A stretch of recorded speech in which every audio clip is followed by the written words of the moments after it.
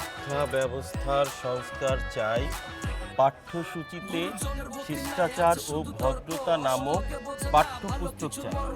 Sir, আপনি তো দারুণ ঘটনা ঘটিয়ে ফেলেছেন। সারা দেশ আপনাকে নিয়ে তোলপাড়। অসাধারণ চিন্তা।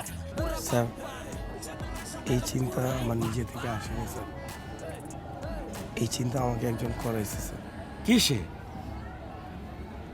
স্যার, আমার স্ত্রী স্যার। সে আমাকে একটা কথা বলছে স্যার, গোড়া থেকে ঠিক করতে হবে। আমাদের গোড়া হচ্ছে আমাদের শিক্ষা স্যার।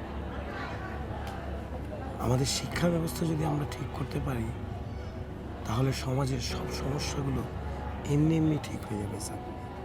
এই যে এই ছেলেগুলোকে দেখছেন স্যার, দেখতে কত সুন্দর লাগছে স্যার, কি ফুটফুটে স্যার।